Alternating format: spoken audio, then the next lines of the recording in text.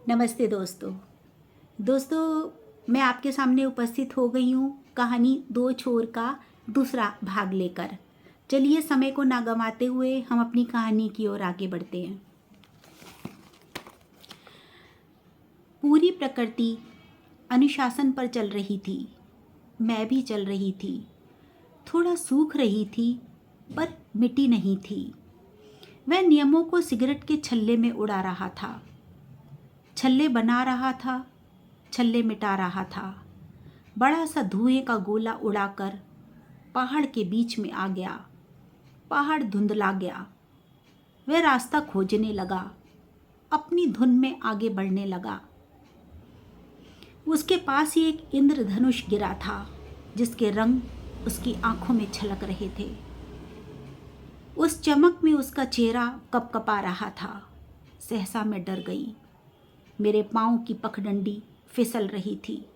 मैं बेआवाज उससे कह रही थी, संभल के चलना, पहाड़ ऊंचा है और रास्ता मुश्किल। अभी भी समय है, विचार लो, बदल लो रास्ता। कब तक चलोगे यूं ही मेरे बगैर? पर ये भूल थी मेरी, अकेला नहीं था वो। उसके सपने हंसते खिलखिलाते मन के कोने कोने में दौड़ लगा रहे थे, उछल कूद कर रहे थे, पहाड़ की चोटी पर टंगे थे। मेरे शब्द मेरे अंदर ही चीख रहे थे। उसके कानों में सीटी बज रही थी, जिसकी आवाज़ से वह उकता गया था। उसने दोनों हाथ अपने कानों पर रख लिए। चेहरा तमतमा रहा था, वह चीख रहा था। नदी का फाट दूर दूर तक फैलता जा रहा था। मेरे दिल ने मुझे झकझोरा था। मेरे हिस्से का आसमान छूट रहा था। सतरंगी गोला अंधकार के गर्भ में समा रहा था। शब्दों के पौधे पुनः सींचे गए थे। मैंने सारी ताकत झोंक कर कहा था, सामने रास्ता पथरीला है, सामने जो पहाड़ खड़ा है, साथ में घटा खोप काली खाई है। पांव फिसलने का भय है।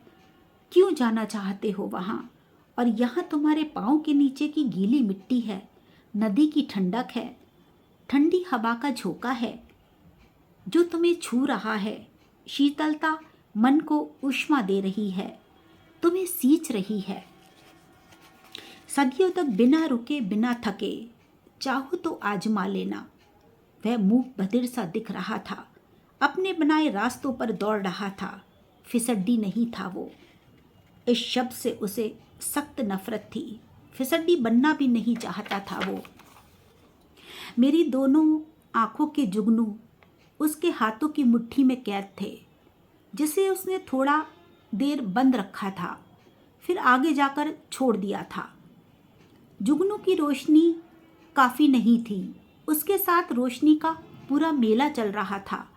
ये रेला पहाड़ से टकराया था। एक बिंदु से 1000 किरणें फूटकर गोलाकार आकृति में फैल गई थीं, जो आंखों को चुंधिया रही थीं। मैंने चिड़िया चिरोटे के एक जोड़े को देखा, जो आसमान में अटखेलियाँ कर रहा था, पंखों को फैलाकर हवा की सतह पर टिका तैर रहा था। उसने पंख नहीं फड़फड़ाए थे। वे तभी पंख फड़फड़ाएगा जब धीमी उड़ान हो जाएगी। यह चिड़िया को आलिंगन में बांधेगा और उतरकर पत्तों का आशियाना बना लेगा। दोस्तों, आज कहानी को यहीं तक रखते हैं। कहानी का तीसरा भाग लेकर मैं कल शाम आपके सामने फिर उपस्थित होंगी। दोस्तों, फिर बार वही आग्रह करती हूँ आपसे कि अगर आपको मेरी कहानियाँ, मेरा चैनल अच्छा लगता है, आपको प्रभावित करता है, तो आप लाइक करिए, सब्सक्राइब करिए और कमेंट ज़रूर करिए, ताकि मुझे पता लगता रहेगा कि आपको चीज़ें कैसी लग रही हैं। चलिए दोस्तों, कल तक के लिए शुभ रात्रि।